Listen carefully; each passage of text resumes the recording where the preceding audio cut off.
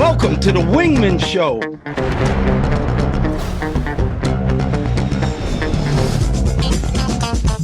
Welcome to the Wingmen Show. My name is Drew Brown, and my wingman, my man, the number one guy I know, Dr. Paul Thompson. What's up, brother?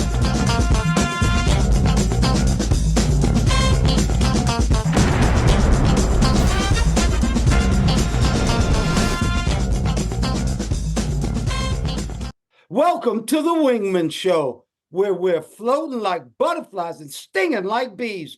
Rumble, you two badass jet pilots, rumble. Welcome to the Wingman Show. My name is Commander Drew Brown. My wingman, my friend, the guy who watches my six, is Dr. Paul Thompson. Hello, Brother Paul. How are you today? Oh, pretty good, Mr. Drew. I'm doing very well. Woke up, feel real good, refreshed, hydrated, drank my water, and that's how I start my day out now. I'm ready to go. That's great. Drinking that water is so important. How about this quote?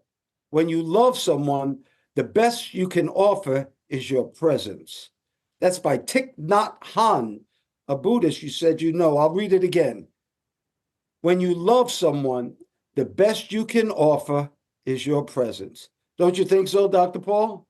That's true. That's true. Your presence as opposed to some material object that loses value the moment you give it away, the moment you buy it in many ways.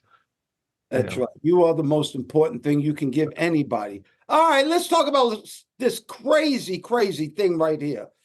Burger King. A man worked at Burger King for 27 years. The man's name is Kevin Ford. Okay, Kevin Ford worked at Burger King for 27 years. Dr. Paul, he did not miss one shift in 27 years. And guess what they gave him for retirement? Now, I'm not going to bust Burger King. Maybe I should, but it's HMS. Host is the company that I guess Burger King hires from. So anyway, at the end of 27 years, they gave this man a Starbucks tumbler, a coffee cup. They gave him two rolls of Lifesavers and a bag of Reese's. I have never heard of something so incredible in my life. Well, what's the good part of this story? The good part is his sister found out about this, did a GoFundMe page, and raised over $450,000 for my man, Kevin Ford. And he just bought his first house ever. What good news is that, Dr. Paul? You take something so bad and turn it around and make it good. Dr. Paul, tell me about this Burger King retirement. Yeah, yeah. My retirement, I did a little bit better than that. Yeah. He got himself a house, and actually he helped his daughter get a house too. Apparently, with the funds. That's amazing what you do on this GoFundMe stuff. It's giving me some ideas. But what's good for him? Other people have done that. But what's more startling was the retirement gift that he was given. I mean, I got a big set of cookware, which are actually very, very nice. I'm still using it after 5-6 years. What Reese's Pieces and a Lifesavers. No, two rolls of Lifesavers. Two rolls. I have to correct you. Okay, not one roll, but two rolls of Lifesavers. I was going to say, do they still make those? I mean, it sounds like okay. I mean, the bad part of an ethnic joke or something like that. How could somebody do something serious seriously like that? Ethics. I mean, it sounds like something in the bottom of your survival kit. If you eject out of an airplane or something like that. I think Lifesavers were in there. At least they were. That's ringing the bell. So yes, the Lifesavers and the condoms. I remember at one point. But you know what's good, Dr. Paul? Let's just say they gave him $20,000. That would not have equaled almost $500,000 that he did get to retirement. So you see, sometimes when bad things happen, good things happen from it. That's what the Wingman Show's about. That's true. Well, good for him, and enjoy your tumbler and the Reese's Pieces. Wow. Amazing. Dr. Paul, do you remember when I called you up last week and I told you that this story brought tears to my eyes when I saw it? Well, I'm going to tell you the story. There's this kid named T. Ramirez. He's a special needs kid that goes to high school in Peoria, Arizona. And what they do here at this high school, they have a basketball game where they put the special needs kids with the regular kids, and they just have a big fun time. Well, the gym was packed. The gym was absolutely packed. And they were playing this game, and time was running out, and T. Ramirez hit a half-court shot when the buzzer rang, and he made it. He made it, and the place went berserk. Everybody was so excited. Had nothing to do with the score. It had to do with this kid hitting a half-court shot. He was so excited. And what really was amazing is how all the children in the school were just so happy.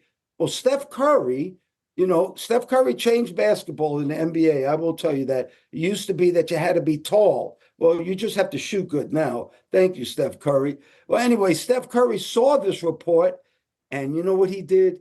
He brought T to a Phoenix Suns Golden State game when he came into Arizona. He gave him a jersey. He let him hang out with him at shoot around, and he made him feel special. And T, what he told Steph was, I want to be an NBA player just like you. The thing that really amazed me is that T. Ramirez might not physically ever be able to be an NBA basketball player, but T. Ramirez had a dream, and that dream was to be successful and to be somebody. And when you have a dream, anything is possible. Dr. Paul, remember when I told you this story? Yeah, I do. It's a great story. I saw a little bit about it. Again, as an example of something good that happens that doesn't get much coverage.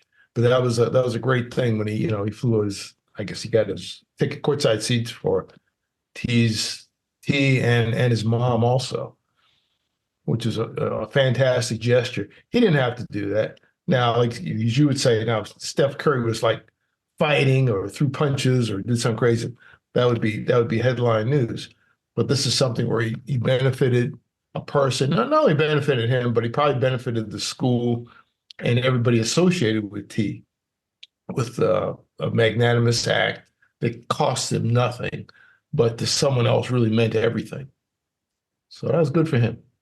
Good for him. Really, Dr. Paul, what a wonderful, like you said, if he would have choked somebody or punched him in the face in an NBA game, it'd be all over everywhere.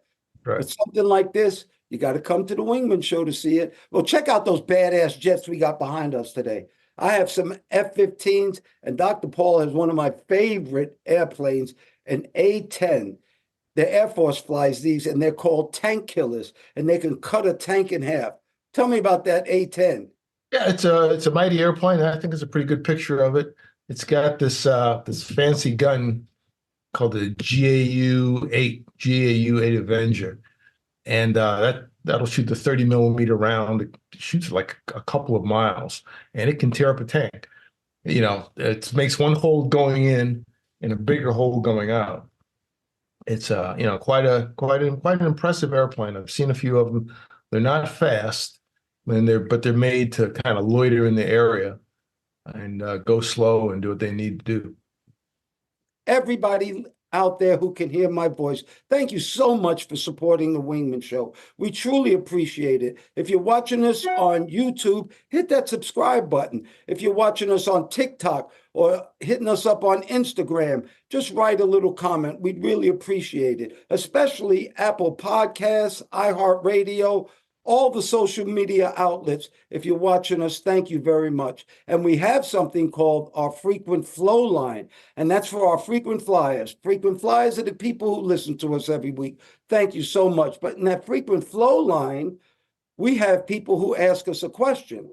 We also have a newsletter at wingmenshow.com. Wingmenshow.com. And last week, our newsletter was how to make achievable goals. So our newsletters really, really work. They are great newsletters. Well, let's go to that frequent flow line right now. And let's see, we have a young woman, 64 years old, and I'll read it right what she said. She said she's from Silver Springs, Maryland. She said, I have tried every diet and I can't lose weight. Please, Commander Drew and Dr. Paul, help me. Give me your advice on what I should do. I'm miserable. Dr. Paul, first of all, I understand being miserable. Now, I've been overweight and I've lost weight. And it's a very, very amazing concept to lose weight because food is not like a drug, and yet you are addicted to it. No, you can go the rest of your life if you're a heroin addict without using heroin again. You can go the rest of your life without smoking another cigarette, but you must eat food. And so the only advice, well, the advice I can give you is the stuff I did. What I did was I cut all the way down on sugar. Matter of fact, I cut it out and I cut all the way down on carbs. That's what I did. We're going to talk about 5 things that people do that really don't work in losing weight. But when you really want to do this, you have to get it in your mind. And don't try to lose 100 pounds. Try to lose just for today. In other words, don't reach so far out that you continue to fail. Eat good today. So the rules are simple. Eat right, exercise, and drink water.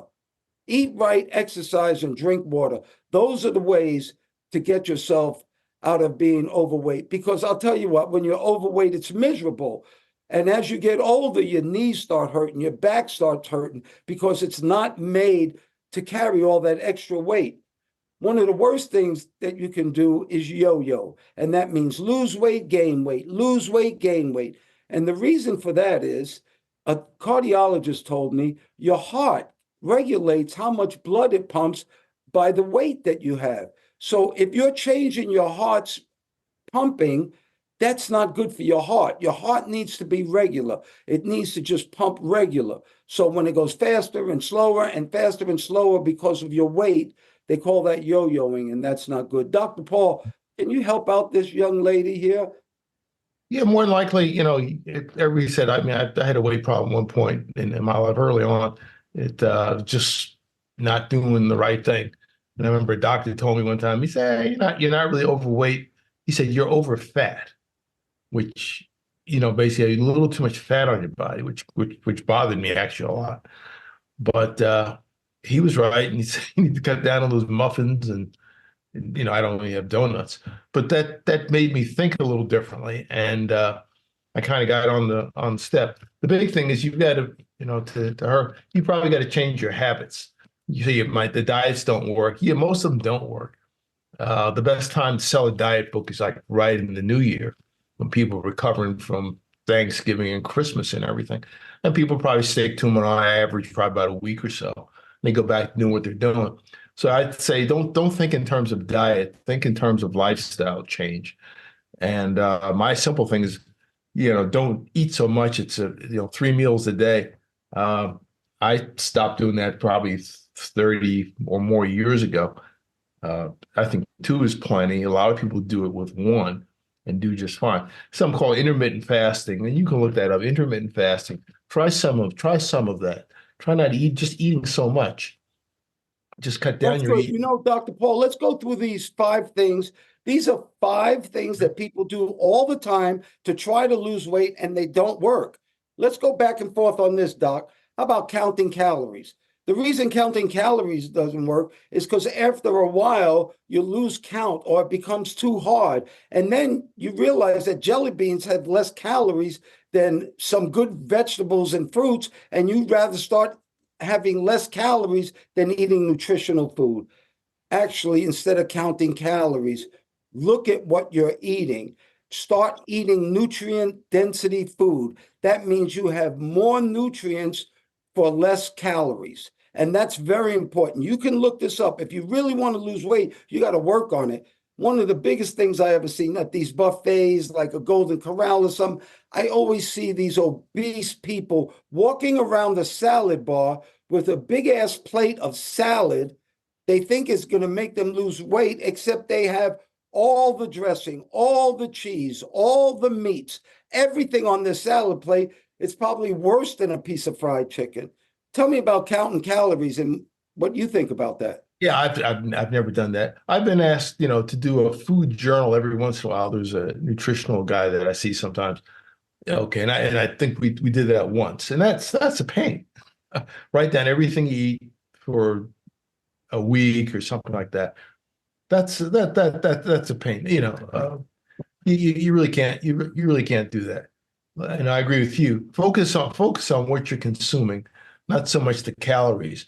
Yeah, if you go to some restaurants, they'll put the nutritional value of some things out. Such and such is this meal is going to be like 2,800 calories, something like that. Well, that's a lot. I mean that's enough. That's more than enough for a day, unless I celebrated my birthday recently, so I just kind of went for it that day. That's my one day of the year. But look at the quality of what you're eating. You don't have to eat every single thing. If you can't tear yourself away, eat the same. Even you eating garbage, I shouldn't put it that way, but eat less of the garbage. Eat the same garbage. Eat half as much. You know, half Very portion good. something. Transition to something good, and eat. Do it in moderation.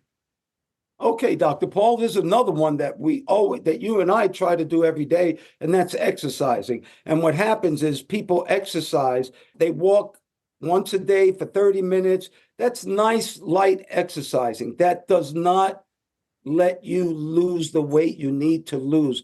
Exercising is for cardiovascular and muscle and skeleton and building bones and building muscle and Right. building your heart, not for losing weight per se.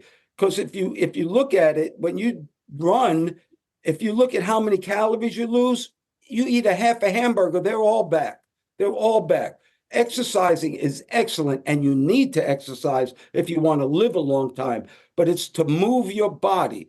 Exercising just to lose weight doesn't really help unless you're trying to exercise 5, 6, 7 hours a day at a very high intense rate. Dr. Paul, Yeah, exercise. yeah, you've got to do something. Basically, I say, it's good to, break a sweat 2, 3 times a week. Break the sweat outside, break the sweat inside. Basically, get yourself moving. Small exercise. Do what you can do. There's some things with my knees I can't do as well as I would like to, but I do up to that point, or I do other things. Make it interesting. Moving, walking. I can't do anything. Watching the television. Yeah, you could sit down and do squats. I don't want to do that. I like to go outside. Getting some fresh air while you're doing it is also very, very beneficial.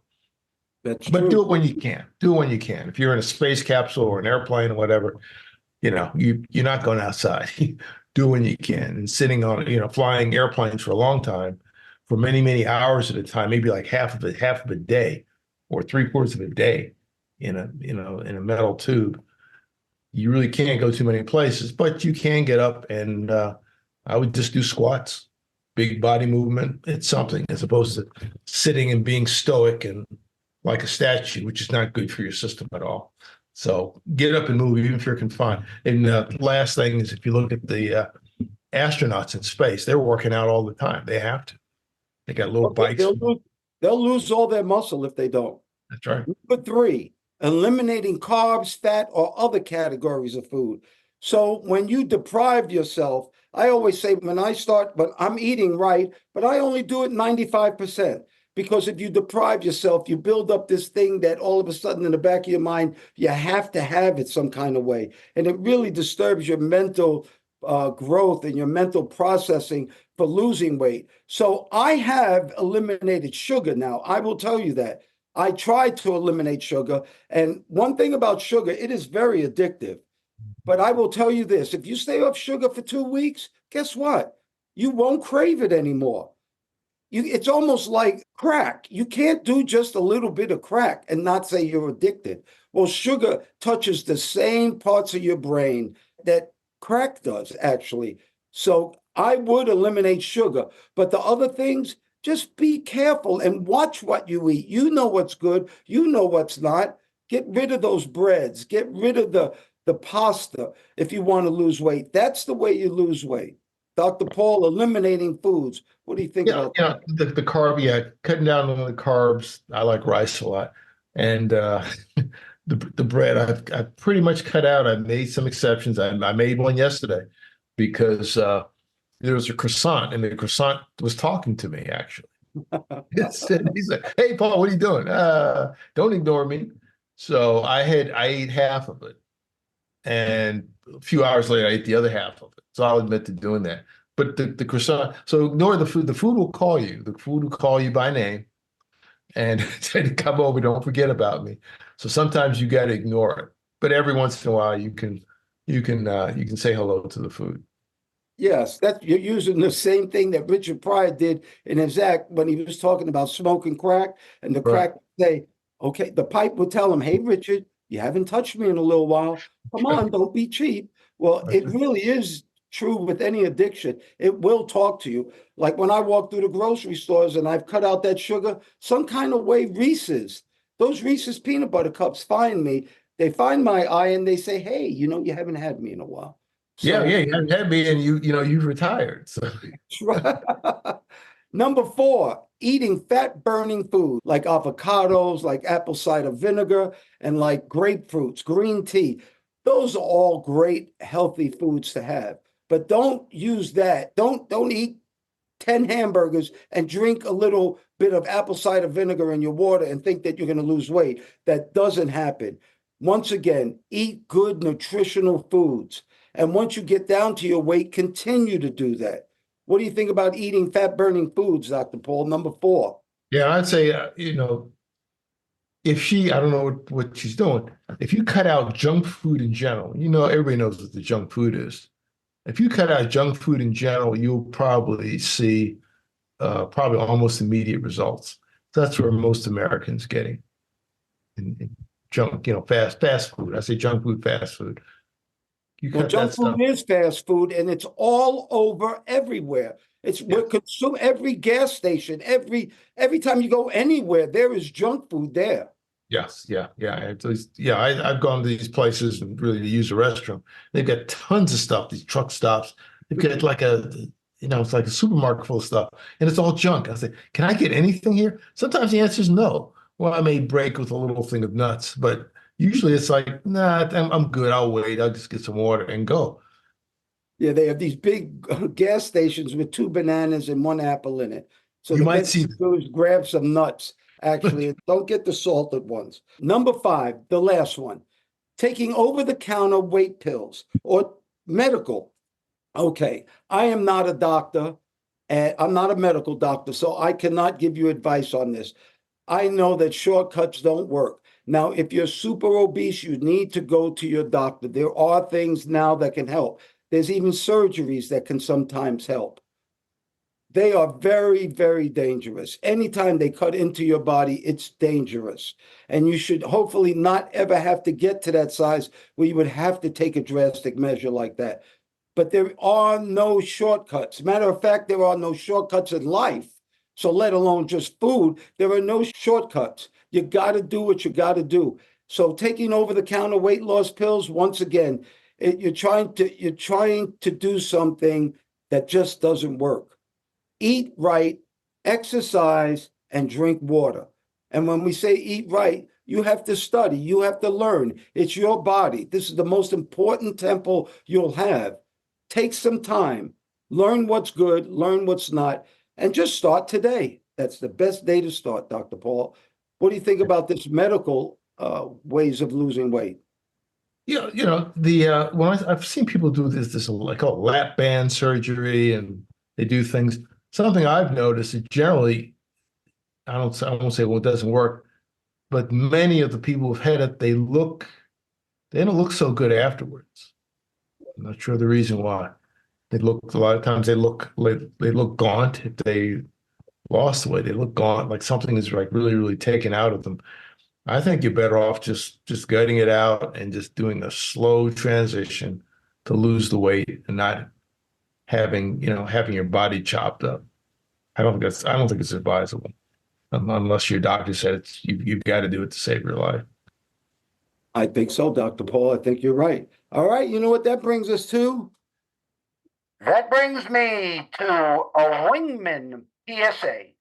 From the 11 facts in life, from fact number five, how to make a decision. Gather good information, prioritize it, and make a healthy decision. Once again, how do you make a decision? You gather good information, you prioritize it, and then you make a healthy choice. Dr. Paul, I think that's very important how to make a decision. And the problem is we make decisions based on bad information. You have to gather really good information, prioritize it, put what's the most important on top, and then always make a healthy decision. Dr. Paul, what do you think about that way to make? Yeah, and a lot of time, for important things, it's good to not just jump to a conclusion. Take some time and think about it. Something that's really, really important, and not react emotionally. Sometimes that's the worst thing you can do. It may seem right at the moment, but a moment later, a day later, what was I thinking? Why did I do that? So take your time. Very good, Dr. Paul. Okay, I want to ask you a question. You think you can give me 3 countries? I'm going to give you the 10 kindest countries in the world. And they base this on helping a stranger, donating money, or donating your time. Try to give me 3 countries you think would be in the top 10 of the world of donating money, donating time, or helping a stranger. Okay, well, I put Italy one because I got lost there one time, bad lost, and I had a lot of people help me get back. I'm going to say Italy, where they'd be kind, somewhere where it's warm, Barbados, and the third kind place, Bali, Indonesia. Never been there. Oh, wow. Ding, ding, ding, ding, ding. Out of the top 10, you got number 1, and Indonesia is number 1. Let me read the top 10 to you. Indonesia, Ukraine, Kenya, Liberia, America is 5th, USA is 5th, Myanmar, Kuwait, Canada, Nigeria, and New Zealand. The top 3 countries are poor countries. One's at war right now. And that's amazing that they're the 10 kindest countries. You got anything to say about that, Dr. Paul? Yeah, I guess kindness can be found anywhere, even in the heart of darkness. It's up to the individual. Well, I truly and you truly believe that the way for world peace is to be kind to each other. All we have to do is be nice to each other. You don't have to agree with everybody. Just be nice. That's the answer to world peace. And world peace brings me to this. The name of our show is The Wingman Show. Well, Dr. Paul has a wingman for us this week that is incredible. Dr. Paul, take it away. Okay. For those who are familiar with the Bible, there's a part called Matthew 7:1. Judge not, lest ye be judged. Well, this week's wingman is actually a judge that judges people. And we're talking about Judge John Phillips of Salinas, California. And some time ago, back in the early 2000s, he found himself sentencing a lot of youthful offenders for I'd say mindless acts, violent things that were done during their youth, putting them behind bars and kind of, their life going down the tubes. And he did this so often, he got kind of tired of it. And he, along with a number of community leaders, came out with a program, kind of a rehabilitation program for offenders. And a lot of these were young kids in high school level. And he developed this thing called Rancho Cielo. This is in Salinas, California, I think it's south of San Jose. And he took these kids who were having difficulty and put them kind of really in an alternative school. But it offered vocational training, offered a number of things. And this is for at-risk kids who are below the poverty level at the time. And it's like $19,000 a year for a family of 4, which is not a whole lot. 19, divide that by 4, it's not a whole lot. But it's for those poor kids. And he offered vocational training. They can learn culinary arts. They had a private school, alternate education, carpentry, auto repair, construction, even beekeeping and equestrian care. They can do things with animals. And this program has been in operation, I think, for 20 years or so. It's expanded, and their recidivism rate is low. Basically, they have about an 85% success rate versus most programs are like half of that, about 40. So he's been doing this for a number of years, saved a lot of kids. And he said, it's interesting. I have parents come up to me and they want to get into they want to get into the program. And when we were small, we realized we had to expand because he said, I would look into the eyes of the parents and they were basically saying, we're losing our child. We don't know what to do. So he said from that, they expanded their program and they've had a number of graduates. Sometimes they can go back to regular school if they're able to handle it. But it's been very, very successful. And Dr. Paul, what's truly amazing about this, it only costs $25,000 a year to put a kid through this CLO youth center that he has, yet it costs $110,000 to put him in jail. And like what you said before, if you're around criminals, what do you learn to be? A better criminal. If you hang out with four broke people, you're going to be the fifth. You only know what you know. So we send these kids to jail and they learn how to be better criminals. But the most amazing thing is the money that we're saving as a country and the good kids that he's putting out there.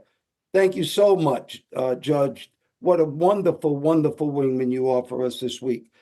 Dr. Paul, for you and all our listeners out there, whatever you think is important, whatever you think is beautiful, and Dr. Paul, whatever you and all our listeners, whatever makes you happy, may you have that today and forever. I pray for peace. I pray for peace too. And we appreciate all those for listening, liking, and sharing our message. If you're watching on YouTube, please give us a like, hit the subscribe button. People say smash the button. Don't smash the button. Don't break your computer. But we'd appreciate positive attention from you. It helps the algorithm. It helps us get the message out to more people. So subscribe and pass it on to some folks that that need to hear something good in their life at least once a day. Cut. But all right, very good, Doc. Oh, good. That went fast, huh? It did. I couldn't get to any of this stuff. Very good, Doc. That's I good. love when we go back and forth on something. Yeah, I saw that text from Brandon. He said, it was a couple, 2-3 days ago. Said, I'm really enjoying listening to the shows I'm working on, or something like that. Really? Yeah. He said, I noticed it. He must have sent it Sunday or Monday. Oh, that's nice. All right. Well, all right. Hit me up. Let me go clean up all this crap and yeah. See you in a minute. Get the dogs to help you. All right. Yeah, I feel much better. Thank you once again, Dr. Paul Thompson, my friend. Thank you for your love, your time, and that's something that we won't ever get back. I want to thank all the listeners, too. Thank you so much for doing the show, Dr. Paul. We're jamming. Well, thank you, Mr. Drew, for inviting me on. Always good to talk to you. And ladies and gentlemen, please remember to like, share, and subscribe to this podcast or any of the podcasts. If you're looking at YouTube, they say smash the like button. Don't smash it. Just press it gently and use as a link to all your friends. You can also look at us on our website, wingmenshow.com, WINGMEN show, SHOW.com, altogether, wingmenshow.com. And we hope to see you in the future. Thanks again, Mr. Drew. Oh, you're welcome. And we're still floating like butterflies and stinging like bees. Rumble, you badass jet pilots, rumble. May there be peace on earth and goodwill towards all men and women.